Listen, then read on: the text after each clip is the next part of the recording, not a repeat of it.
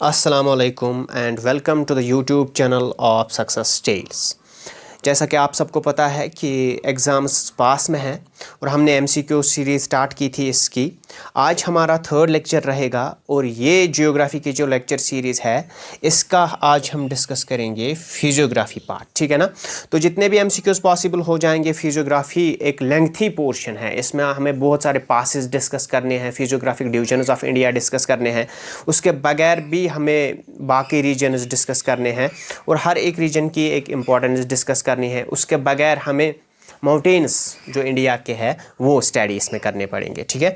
तो चलते हैं हम। चैनल को सब्सक्राइब कीजिएगा और वीडियो को शेयर कीजिएगा।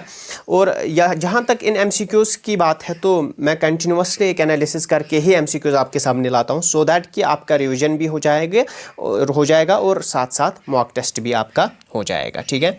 तो चलते हैं हम क्वेश्चन नंबर 1 पे।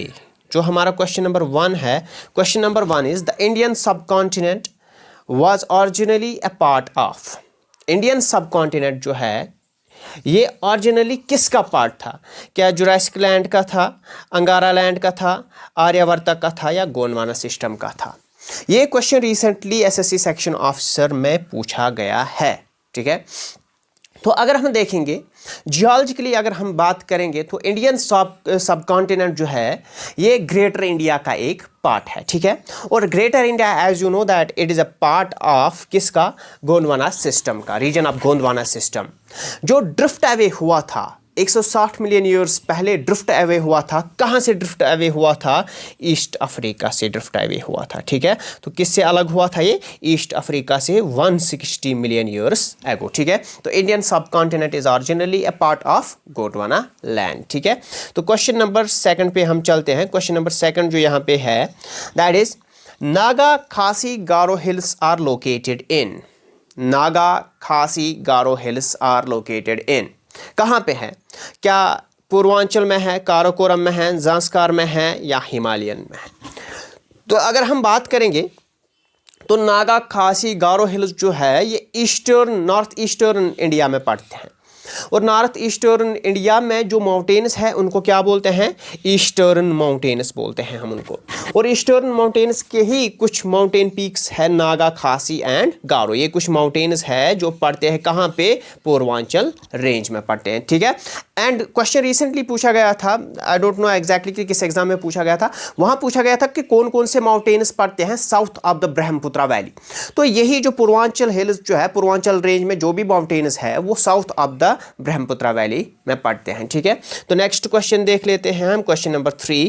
Question number 3 is Kamet, Namcha Barwa, Gurla, Mandhata are the names of. RRB NTPC में पूछा गया क्वेश्चन है। यहाँ पे जो क्वेश्चन है कमिट है, Namcha Barwa, Gurla, Mandhata are the names of. Option A है volcanoes in Himalayas, option B mountain peaks in Himalayas, option C tribes living in Himalayas, option D है rivers flowing through Himalayas। Answer दीजिए, चलिए आंसर दीजिए। देखिए ये तो पता ही है कि ये माउंटेन पीक है, Namcha Barwa again mountain peak. And Namcha Barwa में इंपॉर्टेंट ये भी है कि जो आप सिंटैक्शियल बैंड्स पढ़ते हो, western syntaxial bend and eastern syntaxial bend, ठीक है। तो नमचा बारवा एक साइड में पड़ता है और यहाँ पे जो आपका नंगा पर्वत है वो दूसरे साइड में पड़ता है, ठीक है। तो ये क्या है? ये है mountain peaks of the Himalayas, ठीक। तो यहाँ पे नेक्स्ट क्वेश्चन देख लीजिएगा। Next question, which of the following is highest peak of Nilgiri hills? Which of the following is highest peak of Nilgiri hills? बताइए कौन सा इनमें से हाइएस्ट पीक है नीलगिरी हिल्स का?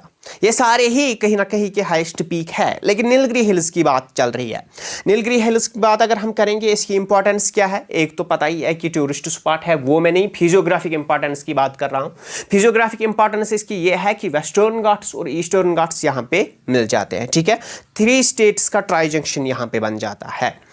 तो कौन इसका हाइएस्ट पीक है? वी नो दैट अनामुड़ी जो है ना, अनामुड़ी है highest peak of south India, ये highest peak of south India है। लेकिन यहाँ पे पर्टिकुलरली आपको एक माउंटेन का पूछा, नीलगिरी हिल्स के बारे में पूछा गया है कि उनका क्या है। तो इनकी बात अगर करेंगे, option D is the correct option. Doda बेटा जो है ये किस हाइट पे है, 8650 फीट पे ये है, और ये हाईएस्ट पीक है कहाँ का, दोड़ा बेटा का, ठीक है। और 2637 आई गेस मीटर्स इसकी हाइट है। तो यहाँ पे देख लीजिए, इसकी थोड़ी सी एक्सप्लेनेशन भी मैंने लाई है यहाँ पे। तो ये हाईएस्ट पीक है, कहाँ का हाईएस्ट पीक है, अगर आप देखेंगे ये हाईएस्ट पीक है कहाँ का, नीलगिरी हिल्स का है, ठीक है। अनामुड़ी जो है ये इडुक्की डिस्ट्रिक्ट केरला में, कल मैंने आपको इस डिस्ट्रिक्ट की इंपॉर्टेंस बोली थी कि केरला में ये इस डिस्ट्रिक्ट की इंपॉर्टेंस क्या है। साउथ इंडिया का सबसे हाईएस्ट पीक जो है ना वो यहीं पे पड़ता है, ठीक है।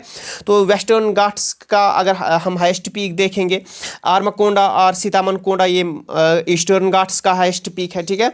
और ये यहाँ पे कलसुबाई ये कहाँ पे पड़ता है, वेस्टर्न घाट्स में पड़ता है। तो चारों ऑप्शंस को अच्छे से पढ़ लीजिए, ठीक है।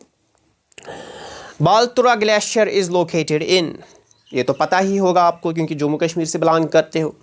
तो एल्प्स में तो नहीं है, एल्प्स नहीं है। एल्प्स अगर आप देखोगे ये तो फॉरेन में पड़ते हैं, ठीक है ना। शिवालिक मतलब ये तो लोअर हिमालयाज है।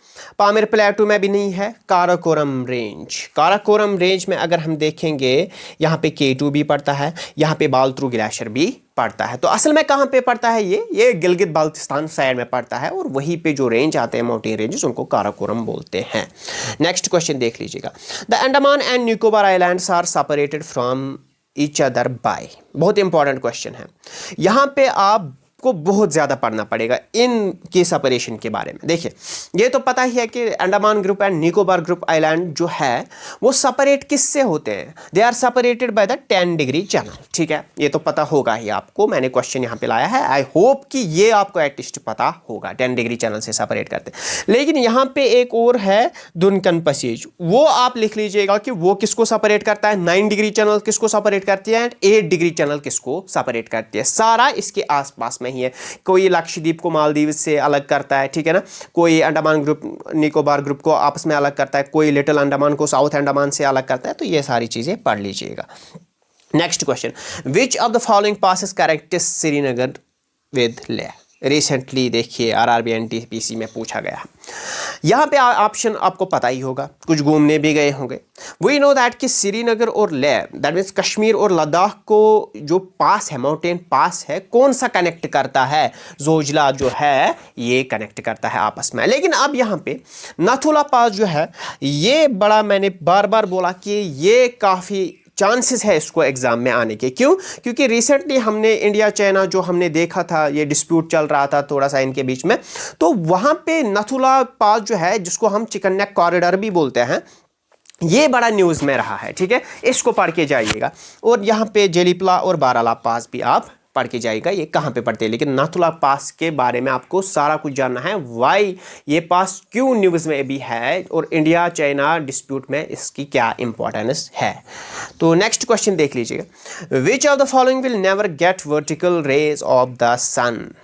Which of the following will never get vertical rays of the sun? Option A Mumbai, option B Chennai, option C Thiruvananthapuram, option D is Srinagar. देखिए मैं तो बोलूँगा ऑप्शन 4 इज करेक्ट आंसर, लेकिन ये रिसेंटली पूछा गया है, आपको जानना पड़ेगा। देखिए अगर ये अर्थ है, ठीक है ना, कौन से रीजन पे वर्टिकल रेज ऑफ द सन नहीं पड़ेगी। यहाँ पे आपको 23.5 यहाँ पे पड़ेगा आपको ट्रॉपिक ऑफ कैंसर, एंड यहाँ पे पड़ेगा ट्रॉपिक ऑफ कैप्रिकॉर्न।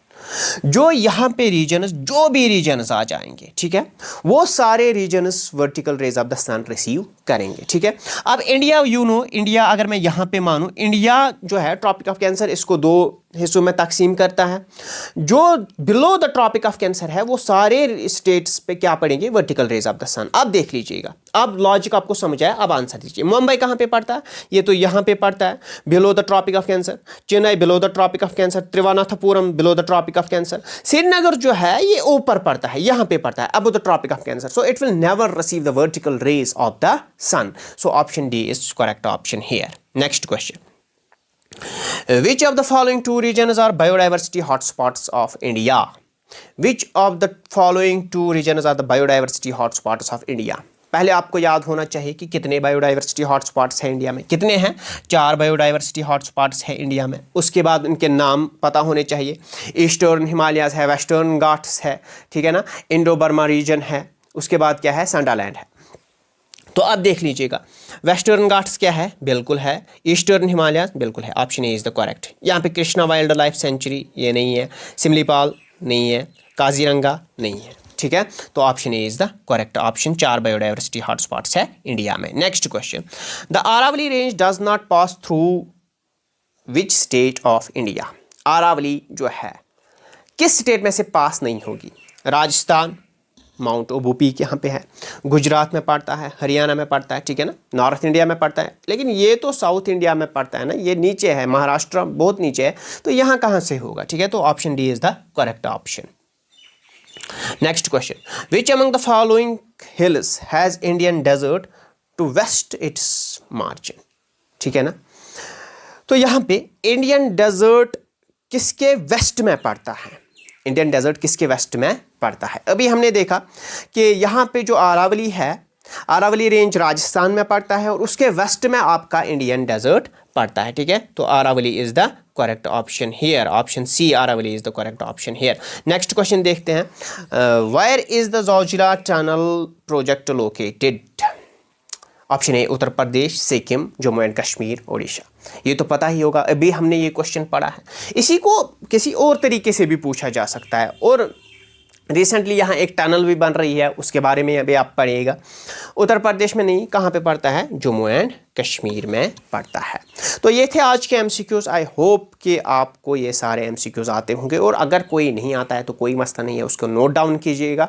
लेकिन यहाँ पे मैं सिखाना क्या चाहता हूँ कि ऑप्शंस को पढ़िए, ऑप्शंस को देखिए एक बार कि ऑप्शन क्यों रखा गया है, ठीक है ना। उस ऑप्शन की इंपॉर्टेंस देखिए कि वह वो किस, अगर मैंने कोई पास पढ़ा है, 4 पासेस मैंने वहाँ पे दिए, तो चारों के चारों देख लीजिएगा। इसी तरीके से आपका रिविजन भी होता रहेगा। Thanks, have a nice day. पढ़ते रहेगा, इंशाल्लाह जल्दी एग्जाम्स भी होंगे और आपकी सिलेक्शन भी इंशाल्लाह जल्दी ही हो जाएगी। Thank you.